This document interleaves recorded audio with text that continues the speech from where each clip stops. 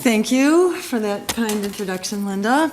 And thank you, Mike, for all the work that you do, to everyone really that's been a part of the Connecticut Green Party, and really to all of you for whatever it is that you do, because I know that you don't come to be in this room by accident.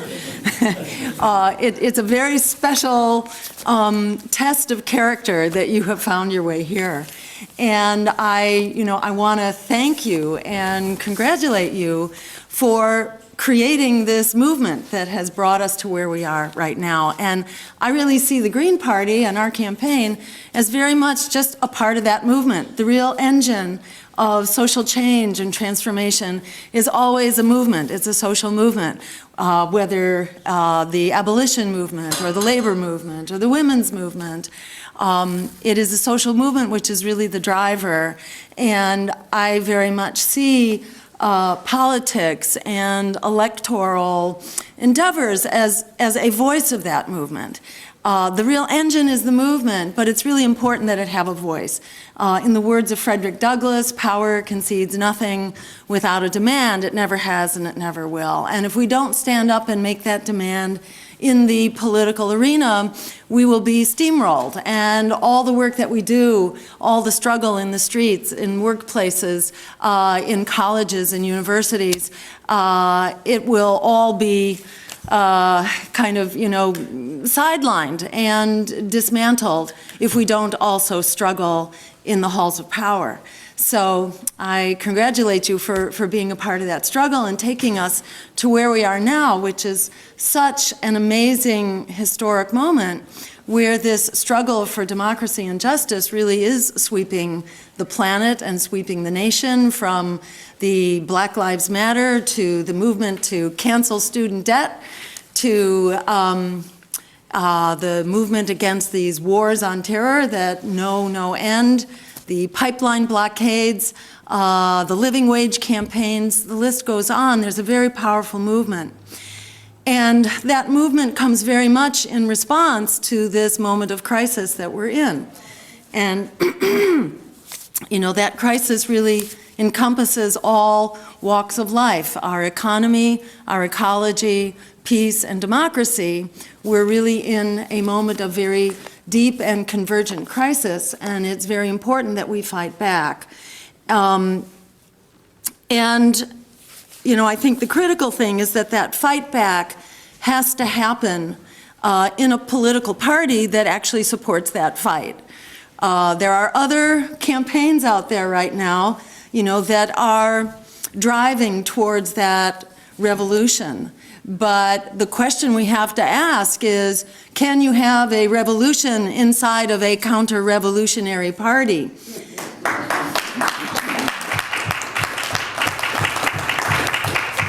I don't think you can. And, the question I'm sure will be put to you as it's being put to me, will we just roll over?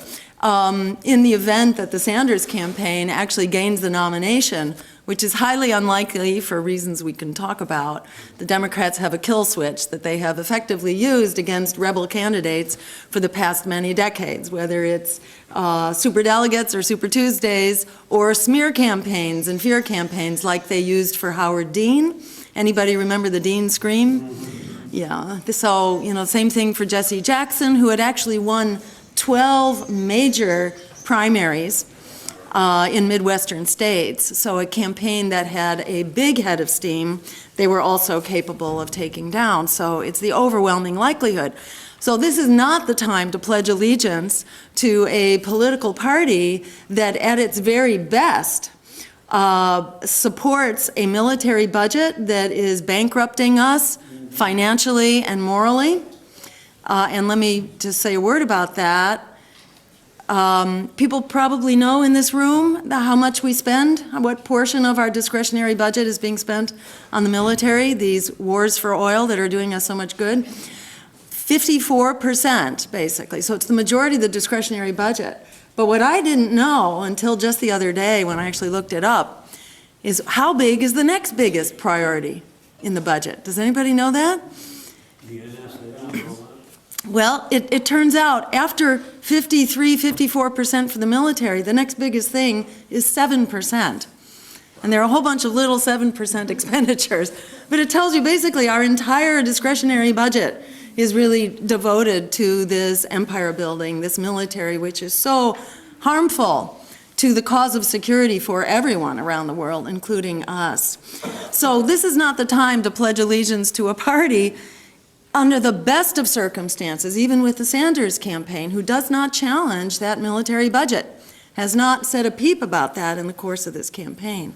So, you know, I think we are withholding, we are challenging that, that ideology that says that militarism is the way forward, that the wars on terror, which are only creating more terror, are the ways forward, which they're certainly not, that maintaining an entire generation in a state of debt, a perpetual state of debt, student debt, predatory debt, which should be canceled. Isn't it time that we bailed out the students? We bailed out the bankers.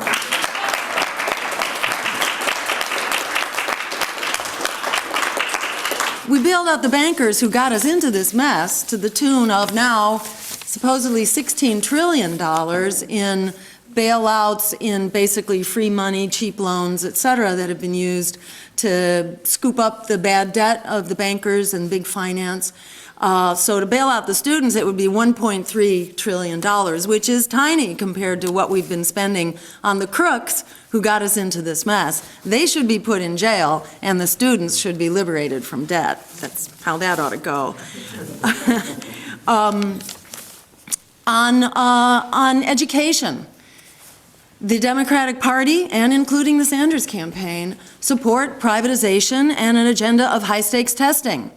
When the No Child Left Behind bill was renewed this summer, there were a series of amendments that would have cut back on high-stakes testing, that would have allowed an opt-out.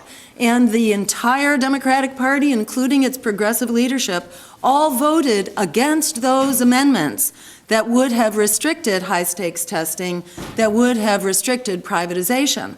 So that's another reason why we don't just roll over here on the railroad tracks and let the train come. On human rights violations and war crimes, which we are supporting for the Saudis, to whom we have sold $100 billion worth of arms over the last 10 years. $100 billion. That is the majority of weapons that are going to the Middle East. And the Saudis are basically a conduit then to all parties, including terrorist groups. So we are providing funds and we are providing arms basically to all sides of the conflict, including the terrorists. It may be the terrorists we call the good terrorists, but we do not want to be in the business of funding global jihadism, which is what we are doing by funding and working with and selling weapons to the Saudis. So that is another reason why we don't want to simply roll over here. And do you have a little glass of water I can steal? Thank you. And finally, one last point of difference is on Edward Snowden. You know, all of the other candidates support criminalizing whistleblowers. We think they should be declared heroes and celebrated. Yes.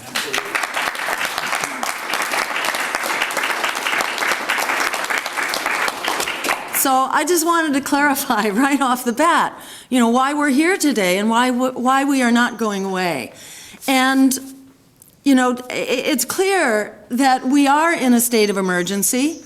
Economically, you know, we have this so-called recovery, but truly we are in a state of emergency. How many think we're in a recovery out there? Yeah, nobody I know is in recovery. You know, the top 1% perhaps is in recovery. And in fact, you know, wages now for working people, thank you, Linda, are barely above poverty level. That's where average wages are right now. The jobs that have come back have been mostly low-wage, temporary, and part-time jobs. Temporary jobs are now at an all-time record high. They've never been as high as they are right now. So while unemployment rates are going down, the kinds of jobs that we have are just not sustainable. And in fact, 40% of workers now, this is staggering, 40% of workers are making under $20,000 a year, which is not enough to stay out of poverty. Household wealth has been cut by 40% compared to before the crash. And the average family now cannot, in fact, it's 2/3 of families could not afford an emergency $500 expense, like if you had to go to an emergency room and do your copay. So that's how much of a recovery we have, and it's clear, people are really hurting from that. We have African Americans who are facing, basically taking your lives in your hand if you get in a car or you walk down the street from this epidemic of police violence. Immigrants are facing the potential for mass deportations, and 43 million young people and not so young people are locked into predatory debt without a way to get out of it in the current economy. We are the only campaign that calls for canceling student debt. All the other candidates, including the Sanders campaign, they will change the rate of interest, but they will not cancel the debt, which is basically unjustified debt. It was a bad deal. Young people were promised, you do your part, you'll have a good job. Those good jobs aren't there, so it's time to basically cancel that contract, because higher education is something we should be providing anyhow as a basic human right for all people.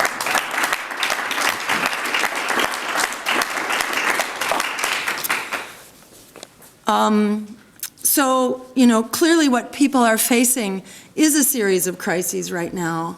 And in addition, these wars for oil that are consuming so much of our budget.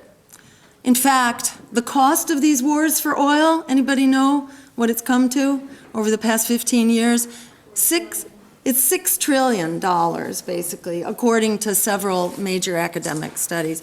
That boils down to $75,000 per household, on average. So most people don't know that. People are not crazy about these wars to start with and have to be fear campaigned into them and goaded into them. But the reality is that we are paying, to the chin for these wars, but they are only making us less secure, not more secure.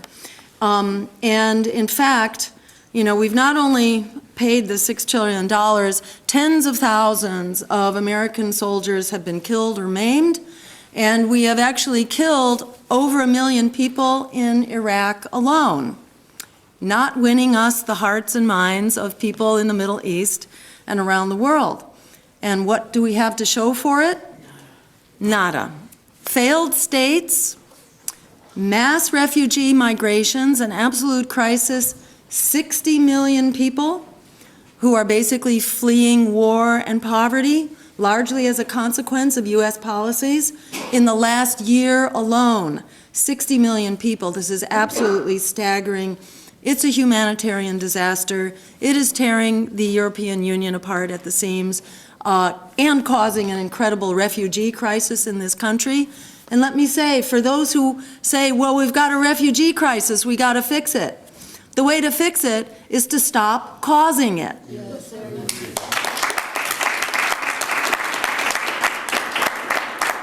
we know very much this refugee crisis is caused by regime change, by U.S. and CIA-sponsored coups, military intervention, the 3 countries in Latin America that are the real source of the immigrant flows right now, Guatemala, Honduras, and El Salvador, are all countries where we either had a CIA-sponsored coup or otherwise a military intervention. So, hello, let's connect the dots here. We're creating the chaos that's turning masses, millions of people into refugees for either their lives or for economic survival. And when they come here, fleeing our predatory policies, we criminalize them. This is absolutely unacceptable. It's time to create a welcoming path to citizenship and stop driving people out of their homelands to start with.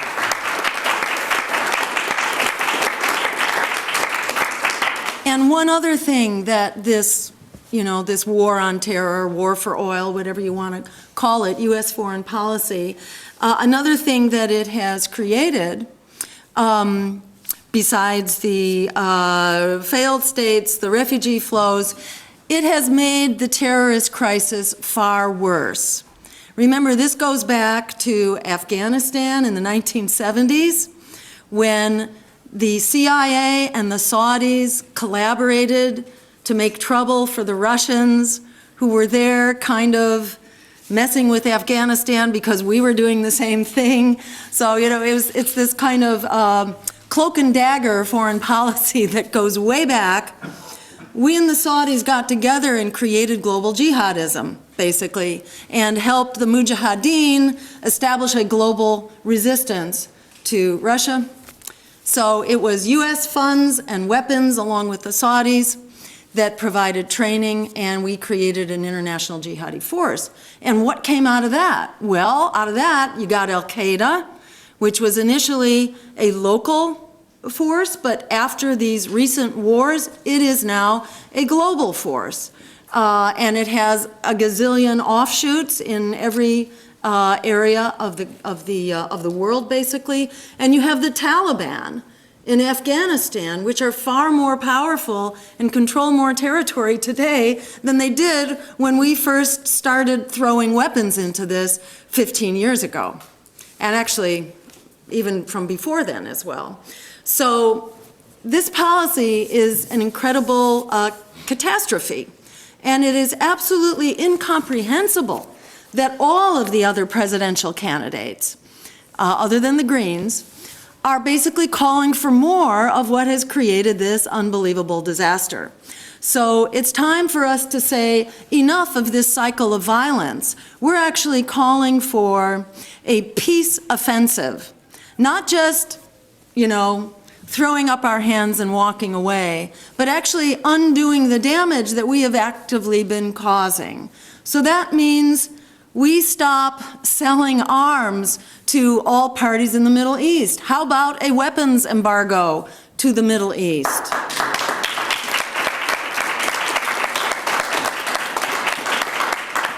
And there is definitely the potential to bring the Russians along on this, as Kerry found he was just able to do the other day in calling for a ceasefire. You may remember, if you were paying attention, that the Russians were trying to create a peace process going way back to like 2012. We're trying to create a peace process to avoid this. So there are ways that we can work with the Russians on this, and between the two of us really engage all parties to stop all weapons sales, to just shut down the militarization of the Middle East. There's a lot we can do also to shut down the funding of these terrorist forces that we are so, concerned about, because who is sending the funds for this? Well, we know who funded 9/11. That was coming from the Saudis. There's no question about that.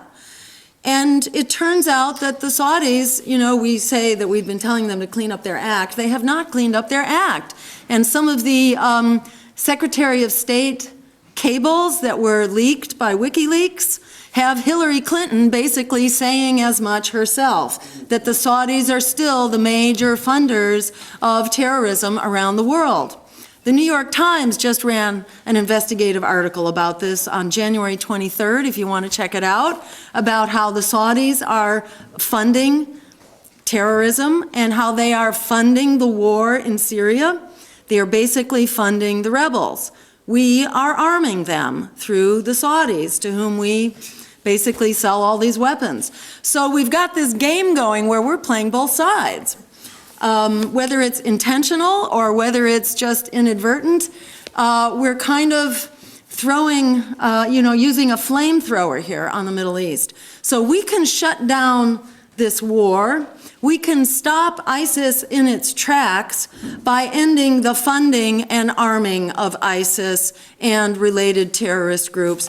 It's not like you have distinct terrorist groups here, That's not how it works. You have warlords, you have freedom fighters, you have resistance to the drones, and you have jihadi terrorism much of which goes back to Saudi Wahhabism, which is basically the paradigm for international religious extremism in the first place. So we've been creating this mess. We can shut this mess down with the stroke of a pen. And that's what we're calling for, nothing less. A peace offensive to shut it all down now. I'll mention a few other things. This is kind of the crisis that we're facing. Let me say a few words about how we can fix this, because the peace offensive is one part of it. There are a variety of other solutions that are good common sense, in the common interest, that are really within arm's reach right now. And I want to first underscore how much power we have. I want to just say that right now, because we're forever being told resistance is futile, you know, that the system is that strong, there's no point even trying to organize against it. You know, just give up and go home. But the reality is most people no longer buy into this system. The most recent poll done by the Wall Street Journal, and this was last summer in June, found that Republicans now account for 21% of the American electorate. 21%, that's a minority party.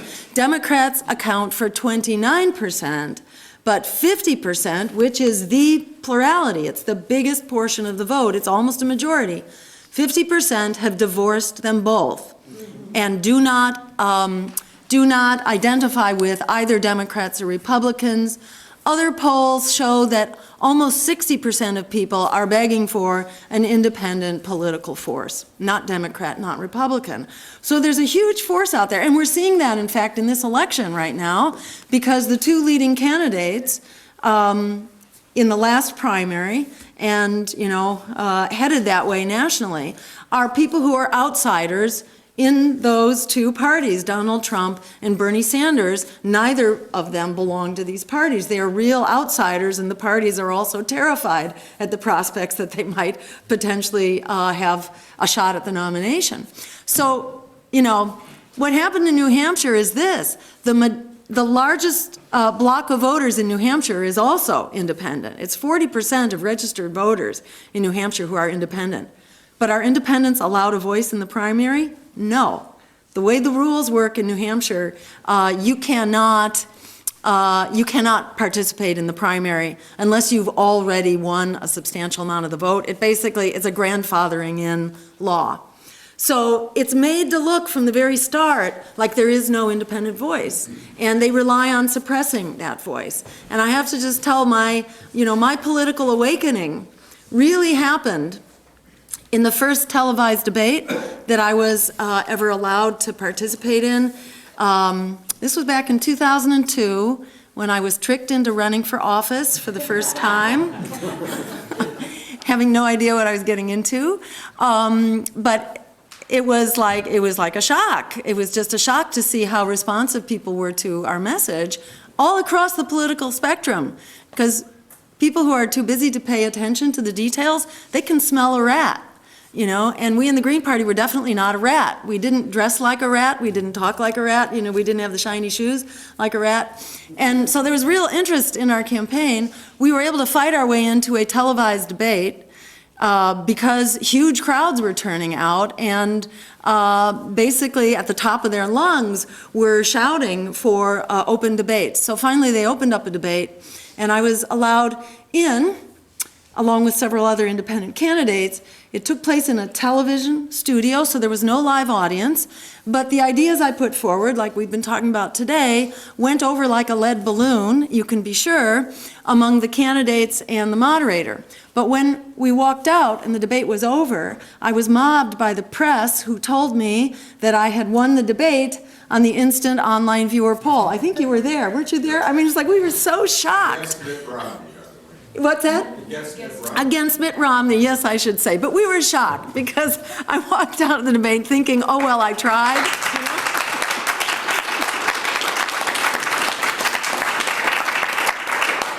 So that was like my real political awakening. And I saw suddenly in a flash, what a scam this is. This is a scam. They keep us away from the microphone because they are terrified that we are going to just take it over the minute the public hears. So they're doing everything in their power right now to maintain the mythology that people have to stuff themselves into one of these little, pigeonholes of the Democratic and Republican parties.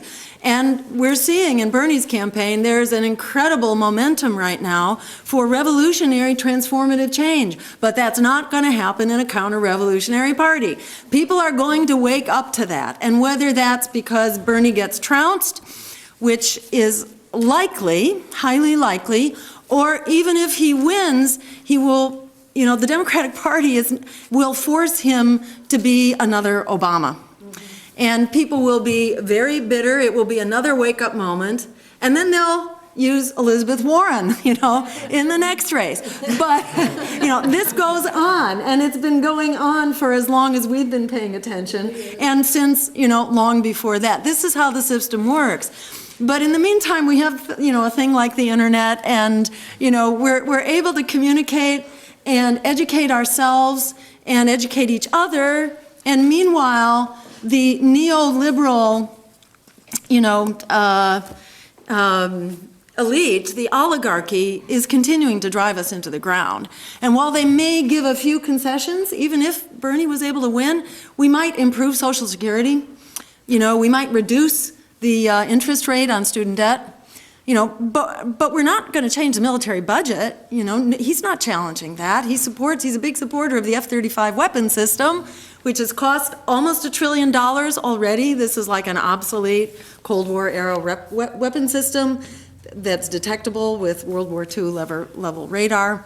So the fundamentals aren't going to change here. So we are building for the long haul. And people say, well, do you think you're going to win?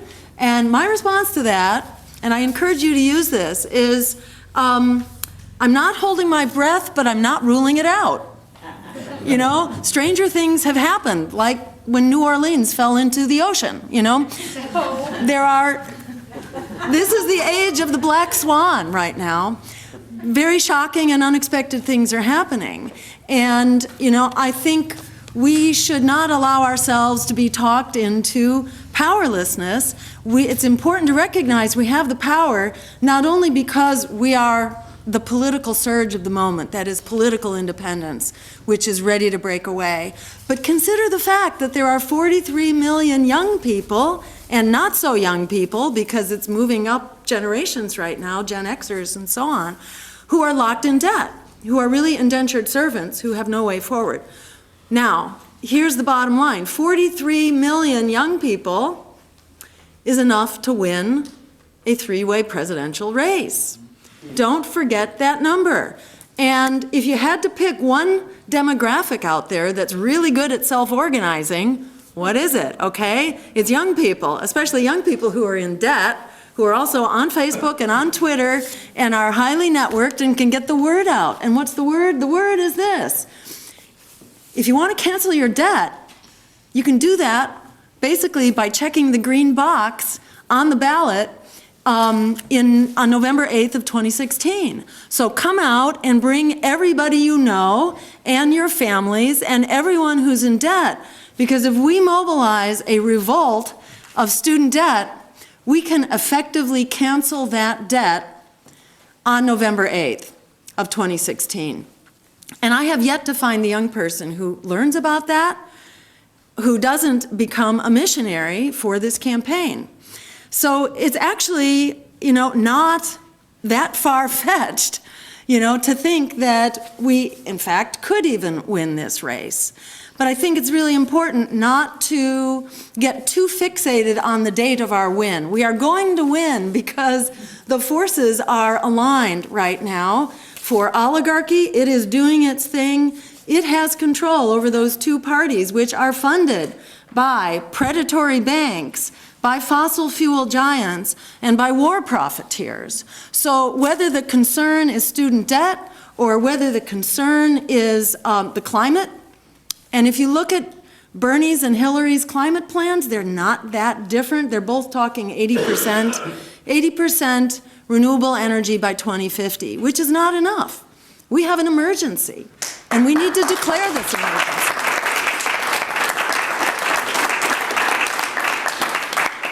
And we are calling for what actually needs to be done. When Pearl Harbor was bombed in the Second World War, a state of emergency was declared. And within 6 months, we had transformed the economy. 25% of GDP in the course of 6 months, from 0 to 25%, was dedicated to fighting that war effort. So we're saying if we could do that in 6 months, in 15 years, we can completely transition to 100% renewable energy by 2030. That's our goal.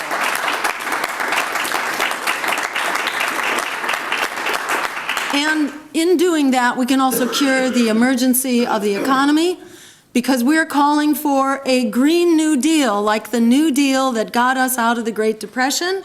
We're calling for a green one of those, and putting everyone to work, creating the right to a job, to a living wage job right now, a job that improves your community, that makes it more secure, healthy, and stable for you, for your family, for your community, for the planet, and for the world. This is not in the war economy. It's not in the fossil fuel or nuclear economy. It's in clean renewable energy.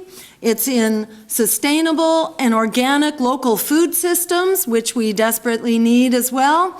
And it's for public, efficient transportation powered by renewable energy. In addition, we're calling for infrastructure, essential infrastructure, including ecosystems that need to be restored and cleaned up, and pipelines, that is water systems, and the good kind of pipelines that pipe water. Water systems, agricultural systems, restoring our forests, and putting an immediate end right now, immediately. As of the time of election, we are calling for an emergency halt to all additional new fossil fuel exploration and infrastructure.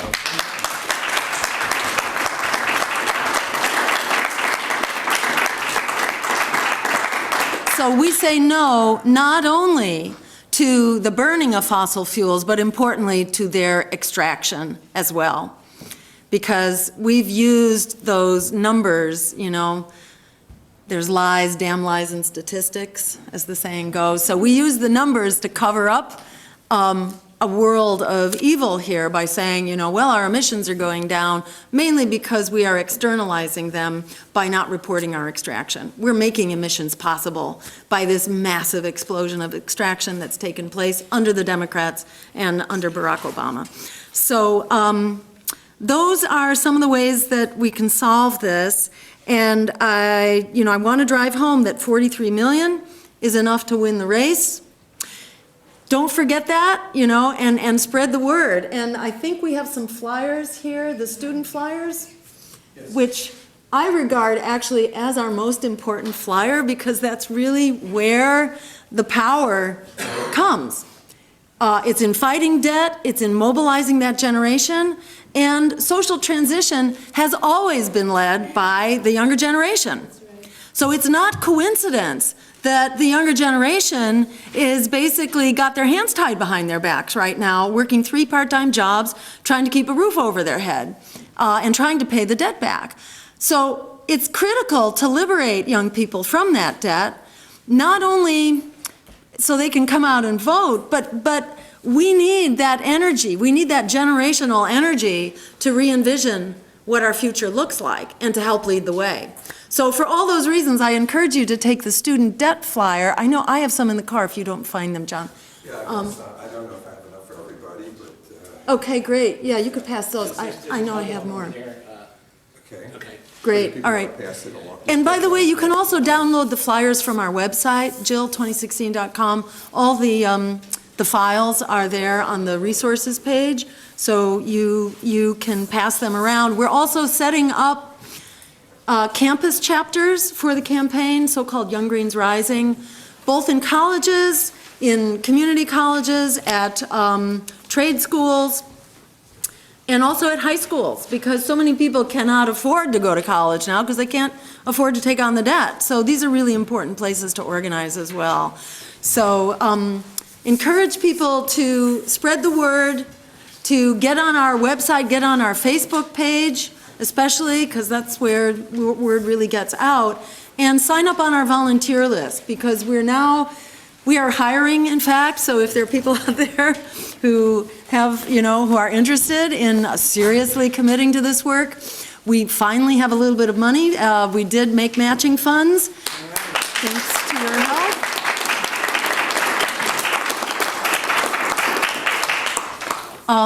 So we have actually thousands of volunteers that have signed up on our website now, and a lot of them are young people. So we will be putting tools in your hands to get the word out to fellow millennials in particular, to help, mobilize a generation that really makes the difference.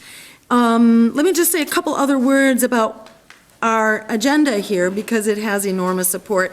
In terms of appealing to young people, as I mentioned before, we are the only campaign and the only party that opposes school privatization and the turning of our schools, of public schools, into charter schools, and also the use of high-stakes testing.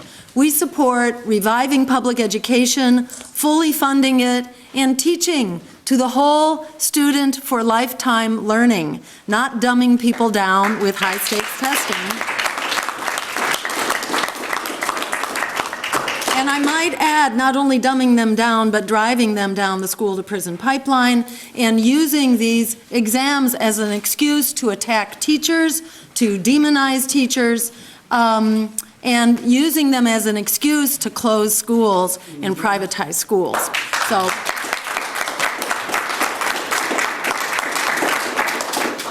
this is not helpful to the cause of education, and Diane Ravitch is really good at marshaling all the data you need to show that this is not helpful. In fact, on the whole, it's quite harmful, especially to challenged learners to start with. For the cause of learning, we need to ensure that young people, that families are not in poverty, that they are healthy, that they have access to health care, that they are not being polluted and not surrounded by gunfire in violent communities. This is how we create a healthy education system, not through high-stakes testing. So we know how to fix that. A few words about police brutality, which is also an urgent cause. This is not rocket science either. And it's very important that we stop militarizing our police, that we stop using, let me put it another way, that we provide the citizen review boards at the community level so that communities are controlling their police forces and not the other way around, and that we have full-time investigators that are at the ready to call to accounting all cases of death and serious injury at the hands of police.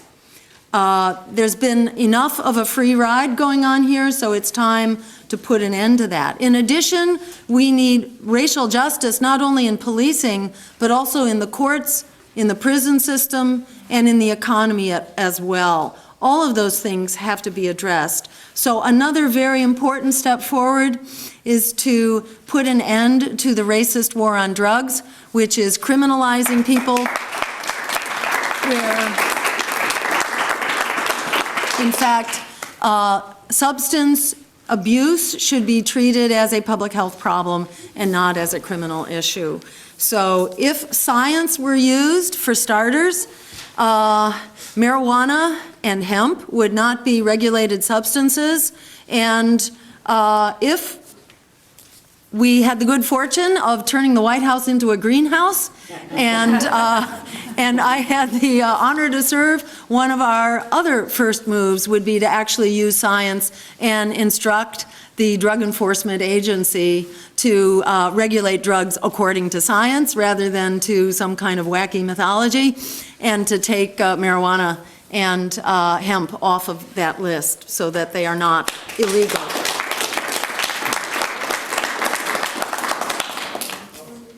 We summarize this saying marijuana is a substance which is dangerous because it's illegal. It's not illegal because it's dangerous.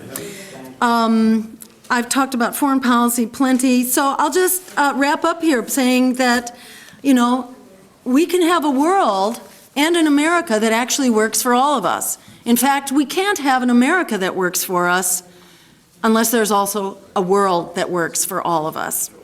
Because if we are busy bombing and nuking and God knows what else, the rest of the world, we're not going to make it, folks, you know. There's just no way. We're on one boat here, and either we're going to sail together or we're going to sink together, and better that we sail together. So we have the power to do this. We have the numbers. We have the vision.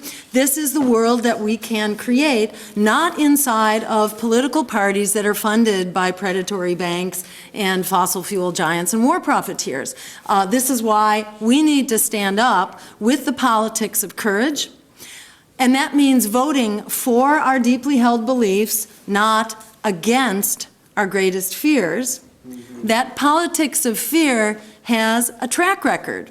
It's been going on for quite a while now, but has been very visible and really well articulated since Bush-Gore Nader in 2000.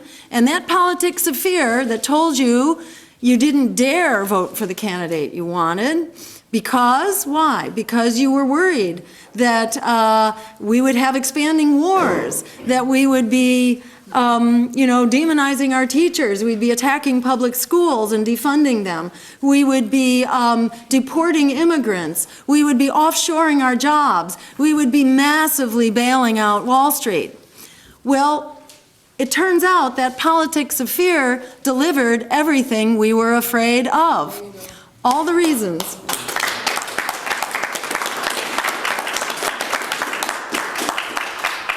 All the reasons we were told we had to support the lesser evil and to silence ourselves, we have gotten by the droves. The bottom line is that we can't be silent. Democracy needs voices, it needs values, it needs a moral compass. We don't have that moral compass if we give it over to the predator parties to tell it how they think it is or how they want us to think it is, which is not the way that it is. We have to be heard. We have to be a force in this game. So the bottom line is we say, it's time to reject the lesser evil and stand up and fight for the greater good, like our lives depend on it, because they do. We can have a world that works for all of us, that puts people, planet, and peace over profit. The power to create that world is not just in our hopes, it's not just in our dreams. Right here and right now, it's in our hands. We can make it so. Thank you.